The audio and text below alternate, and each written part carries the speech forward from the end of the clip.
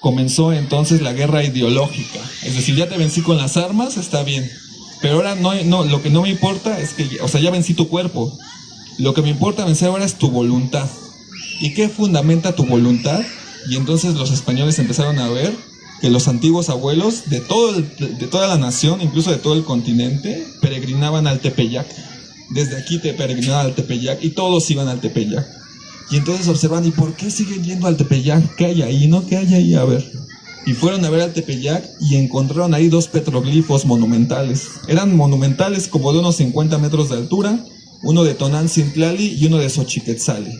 Se quedaron así estupefactos de qué es este cerro que está completamente labrado, y obviamente pues no podían dejar permitir eso, lo destruyeron. Así, ese petroglifo lo acabaron por completo, solo nos quedan dibujos de esos petroglifos que estaban tallados en el cerro, realmente eran monumentales. Y aunque los destruyeron, los abuelos seguían yendo y seguían yendo. Y dijeron, pues ¿qué hay ahí? ¿Qué pasa ahí? Y comenzaron a ver que ahí estaba el centro donde se localizaba el templo de Tonantzin-Tlalikuatlicue. Es la madre de todos nosotros, es la representación de todo lo que se crea, es la madre de todo, desde una abejita, el pasto, nosotros, es nuestra madre. Y se dieron cuenta que allí estaba el poder de ellos. Por otro lado, vamos a hablar de un personaje que nos lo hacen ver como alguien pues desvalido, como un pobrecito, que nosotros normalmente conocemos como Juan Diego, pero ese es el nombre que le puso la iglesia. Su nombre en náhuatl es Macuili Cuautli, 5 águila. Ese es su nombre original. Y esa persona no era cualquier persona. Ese ser fue el gran Güey Cuauhtlactoa, es decir, era un tlatoani de tlatoanis. Él era una persona que se formó en la Escuela de Altos Estudios de Cholula, estudió también en la Escuela de Altos Estudios de Texcoco, estudió en las altas escuelas de Tenochtitlan. Por lo tanto, era una persona muy sabia, muy sabia. Era tan sabia que incluso iba a representar a todo el hemisferio norte al juntarse con el hemisferio sur. Cuando llegaron los españoles, se tenía la intención de crear una confederación continental del águila y el cóndor. Esa águila iba a estar representada por Juan Diego, que se dedicaba a recuperar toda la tradición, todos los saberes, y él hacerlos públicos, hacerlos vivos. Cuando acaba la guerra armada, Juan Diego se quita sus insignias para pasar desapercibido y comienza a infiltrarse con los españoles para ver quiénes son ellos, cómo son. Se hace pasar como un simple macehual, se hace pasar como que no sabe nada, como que no entiende nada, como que está a su servicio.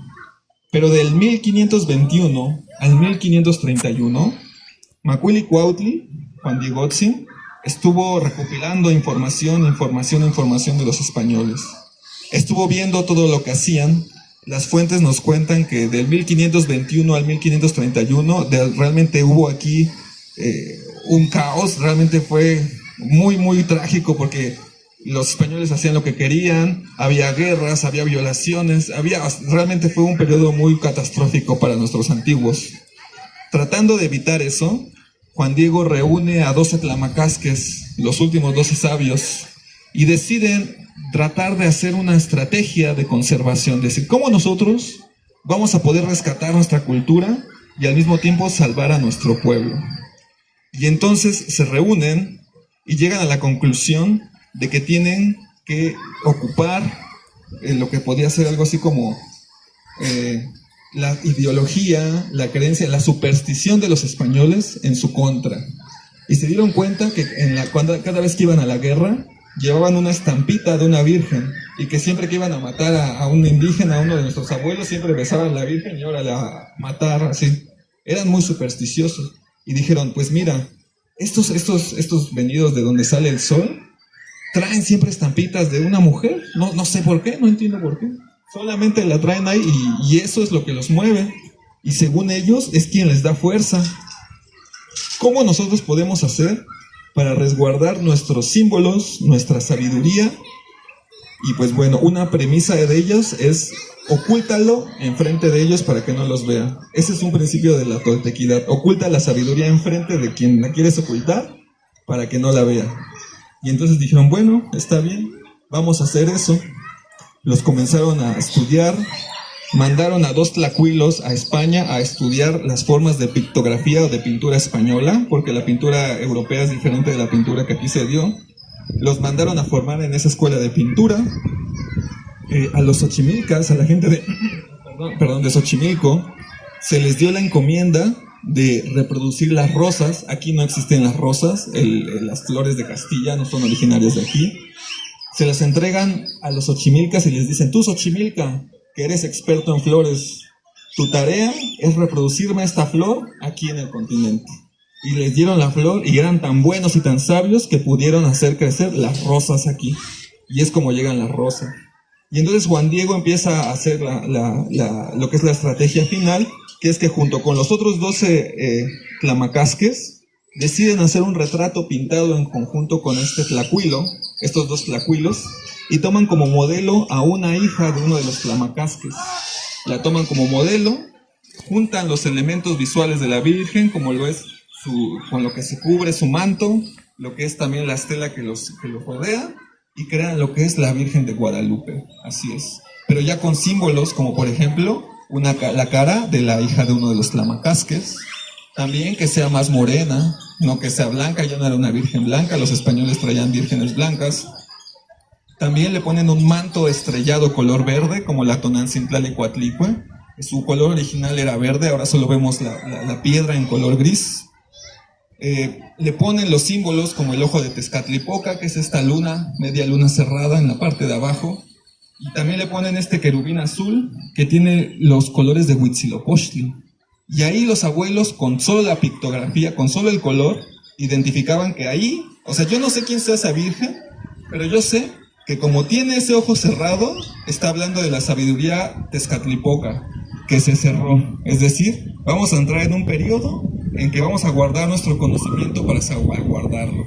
Y entonces esa media luna no es una media luna, es un ojo cerrado. Y entonces ponen a un angelito, un querubín, y dicen: pues vamos a poner ahí soportando a la Tonantzintlan con los colores de Huitzilopochtli. ¿Y quién es Huitzilopochtli? Es el colibrí zurdo, es la fuerza de voluntad. Es decir, mexicano, ten fuerza de voluntad, te está diciendo. Soporta, aguanta. Vamos a entrar en un periodo de oscuridad. Tu objetivo es resistir.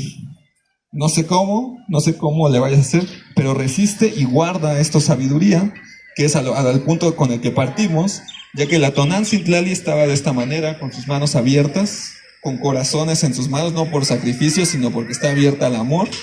Y la Virgen de Guadalupe ya está cerrada, cerró sus manitas, parece que está rezando, pero nos cuenta la tradición que en realidad está cerrando su corazón para resguardarse para estos tiempos, cuando otra vez pueda volverlos a abrir. Y entonces pintan ese lienzo increíble. Juan Diego se lo pone, fue al Tepeyac. Ahí en el Tepeyac recibe las rosas que le dieron los xochimilcas, y sabiendo que ese fray Juan de Zumárraga, ese acabó con todo, ese fue de los peores, pero bueno, sabiendo que ese fray Juan de Zumárraga era así, supersticioso a más no poder, bajó del cerro y dijo: ay, fray Juan de Zumárraga, mire lo que me acaba de pasar. Y el otro, así volado, creyendo que eso es verdadero, dijo: es que esta es la Virgen de Guadalupe, esta es la Virgen de aquí, se nos apareció la Virgen María con su versión aquí, entra ya. Y entonces, ¿qué empezó a pasar? Que como los abuelos veían a la Tonantzintlan ahí, como veían a Tezcatlipoca, como veían a Huitzilopochtli, como veían a las órdenes de guerreros águila y guerreros jaguar, dijeron: pues bueno, vamos a ceder. ¿Y en qué consistió ese ceder? En permitirse bautizar. Con el hecho de permitirse bautizar, se salvaron millones y millones y millones de vidas. Así los españoles dijeron: oh, qué buena labor evangelizadora hacemos aquí. Mira cómo todos se quieren bautizar porque sí quieren, ¿no? Pero en realidad, Macuili-Cuautli, Juan Diego, Cuauhtlactoa, les dio la orden de que se bautizaran. Y que aunque se bautizaran, empezaran a guardar sus símbolos debajo de los símbolos de los españoles. Y se crea lo que se da el sincretismo, que es la unión de las culturas. En esa unión de culturas, unas cosas se pierden de una cultura, otras cosas se pierden de otra cultura, y se gesta una nueva cultura. El punto de eso era no olvidar que eso fue una estrategia de conservación de nuestros saberes. Lo que nos toca ahora es quitar todas estas cosas que se han venido agregando a nuestra sabiduría, quitarles estos elementos que trajeron los europeos y volverla a salvaguardar y tratar de restaurarla en este nuevo sol, es lo que nos corresponde.